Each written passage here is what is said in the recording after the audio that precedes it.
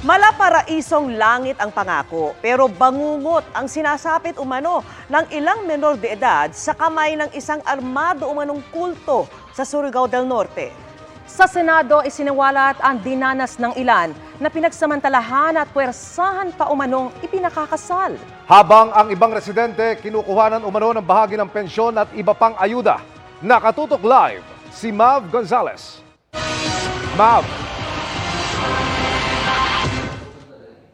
Vicky Maris Emily, imbestigahan na ng Senado ang isang kulto umano sa Surigao na nang-aabuso ng mga menor de edad. Isang umano'y kulto. Ganito tinawag ni Senador Risa Hontiveros ang organisasyong Socorro Bayanihan Services sa bundok ng Surigao del Norte.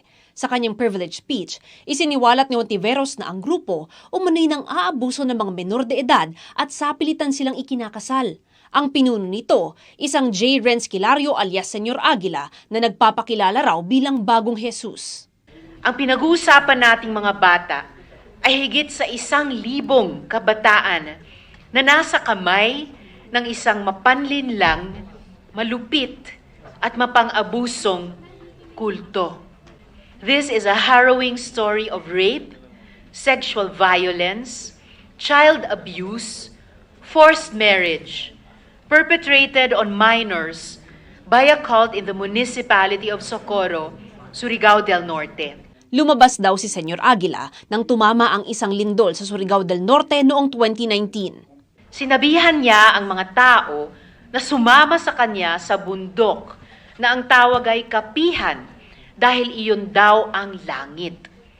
At ang hindi sumama sa kanya ay masusunog sa impyerno. As a result of these statements, there was a mass exodus to the mountain by the thousands of members of the organization, now having all the indicators of a religious cult.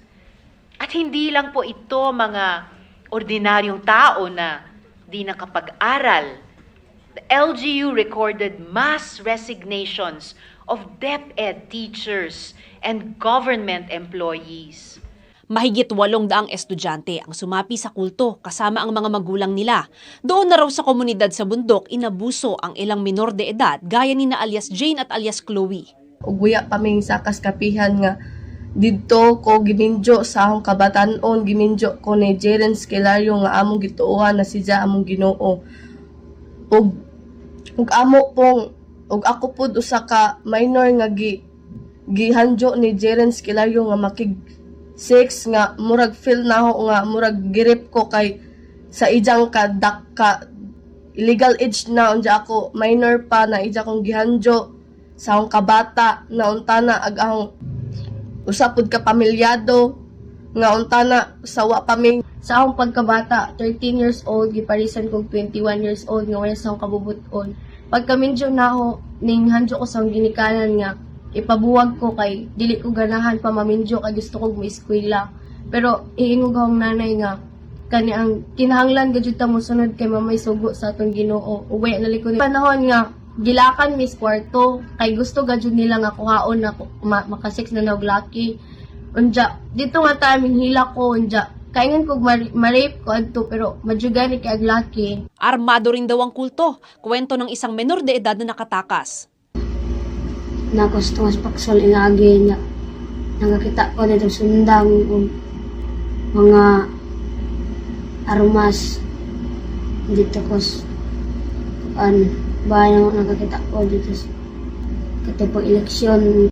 Sa kanilang Facebook page, isinalarawan ng Socorro Bayanihan Services bilang isang people's organization na nakarehistro sa SEC. Nakalagay din dito na isa silang non-government organization. Sabi ni Hontiveros, makapangyarihan daw ang grupong ito dahil mapera. Kinokolekta daw ng organisasyon ang nasa kalahati ng natatanggap ng 4Ps, senior citizen pension, pati ibang ayuda ng gobyerno na ibinibigay sa mga miyembro nila. May natanggap din daw silang impormasyon na pinopondohan ng iligal na droga ang kulto at Human Shield umano ang organisasyon. This cult is not a cult in the shadows of Surigao. Sila po ay nagtatanim ng impluwensya nila sa Manila at sa iba pang bahagi ng bansa.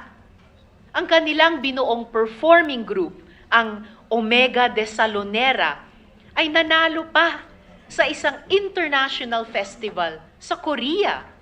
Dahilan kung bakit pinarangalan sila dito sa Pilipinas.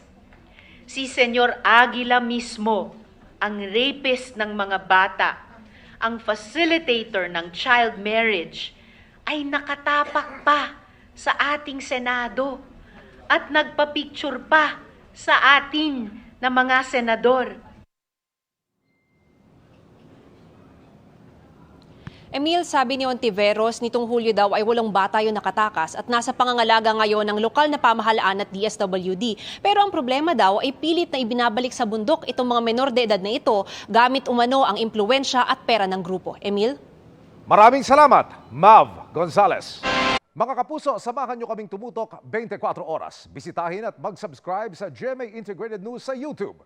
Sa mga kapuso abroad, bisitahin ang GMA Pinoy TV at www.gmanews.tv.